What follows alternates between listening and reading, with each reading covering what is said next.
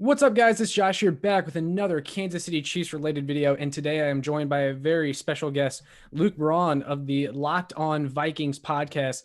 Luke, thanks for joining me on short notice. And how you doing today? Doing good. How are you? Pretty good. So let's just get right into it. So the Chiefs traded for Vikings cornerback Mike Hughes today. So before we get into kind of the specifics and stuff, what was your reaction to the trade? The trade as a Vikings fan is a bummer because Mike Hughes was a first round pick, and he basically goes for pennies on the dollar. Right? It's a sixth for a seventh swap. Like it's nothing. Yeah. And they clear like less than $2 million in cap space that they send over to Kansas City. So they save very little in resources. They gain very little in return for Mike Hughes. So this is the kind of trade you do if you're Kansas City when you catch wind that a player that you liked is about to be released. And so that's my read on it is he maybe was about to be waived with an injury designation, a failed physical or something like that. But he has to pass a physical for the trade to get through. So I'm actually kind of interested in that. But he might have been like about to be cut, and hey, if maybe you could get a little bit of draft compensation instead. Sure, it's all the same. But that's not necessarily an indictment of him as a player. It's an indictment of his health because he sustained a neck injury late in 2019 and then aggravated that neck injury in 2020. So like it's not two unrelated injuries or bad luck. It is like very much a like career threatening neck issue that he has to get through before he can even get back on the field. And then once he's on the field, then we can talk about, how good he is. Right. And I'm not surprised that Brett Veach went ahead and made this move, the Chiefs GM, because he kind of has this history of like trading for like trading or acquiring like former high round picks, former first round draft picks. Reclamation guys, sure. Yeah, he did it with Taco Charlton this or last off season. Brought him in. He showed flashes. They brought him back on another 1 year deal because they wanted to see more out of him. Emmanuel Ogba is another one. He ended up getting a pretty nice deal from Miami after spending a year in KC. So to me, this move is one of those that Veach just takes a flyer on a guy that, like you said, maybe was about to be released, but this way it ensures that you get him and he doesn't go to another team. So you're paying for like exclusive negotiating. Right, exactly. But so I'm kind of looking at Twitter and stuff. I get like mixed reviews from Vikings fans about Hughes because, you mentioned the health issues and stuff like that. So obviously he's had trouble staying healthy, but just looking at his stats, it seems like he's been pretty productive when he's actually on the field. Just tell me a little bit more about who Mike Hughes is as a player. Yeah, when you're a first round pick, if you aren't an utter superstar, you're a failure, right? Like that's just the way that fandoms are going to treat you, which is obviously not the way that teams ever think about this. So I would say the Vikings fans' reaction here probably isn't. You can safely ignore the real salty Vikings fans that really are just mad that he didn't tough out a neck injury, and it's like, all right, say that from your couch. Yeah. So here's the deal with Mike Hughes. He's inside or outside quarterback or cornerback, and he actually played quarterback in college.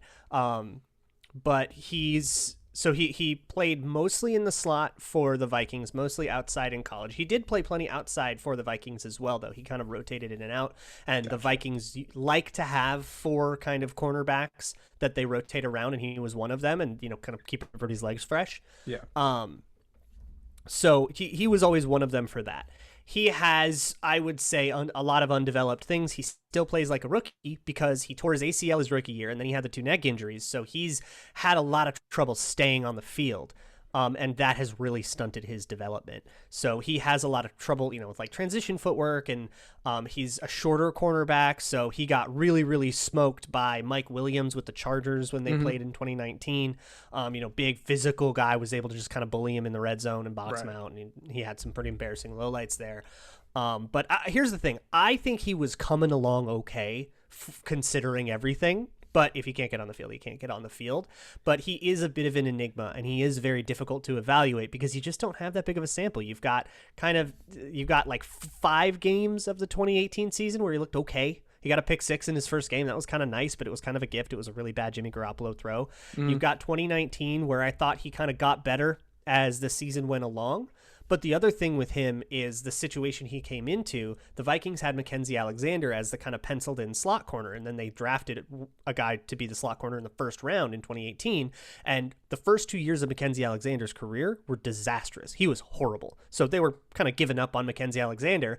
2018 and 2019, Alexander kicked it into high gear, and Yeah. he suddenly rocked. So then you got this rotation between the two, and Hughes could never get that momentum because he just wasn't getting the reps. So get him reps, and go for it. But considering what Kansas City spent, I don't think you have like an obligation to roster him even. So he's got to now like make the team. He's now a reclamation guy and no longer a guy with a first round pedigree at all, which is a bummer because the way he worked is awesome. The way he approached the game is awesome.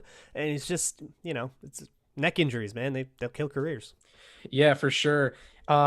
And you mentioned that, for him to be able to make the roster, he's got to get reps. You got to give him a chance. And I think he will get a chance here in Kansas City because their cornerback situation is kind of interesting. So, L'Jarius Sneed was their star rookie from last year, 2024th round pick. He's really their number one right now, especially since they lost Bashad Breeland to free agency. There's always a chance they bring him back, but no guarantees.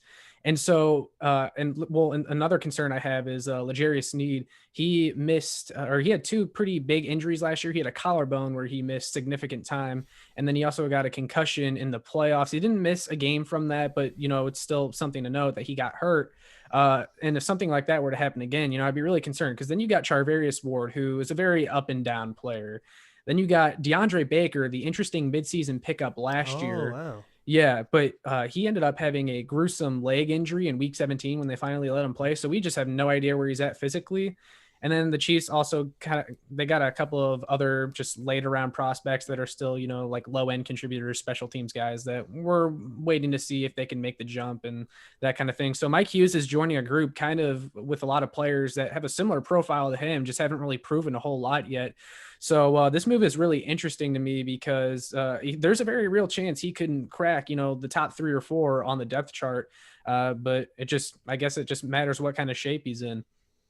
Yeah, and I think here's the thing: there's a non-zero chance he fails the physical and the whole thing gets voided. So Right.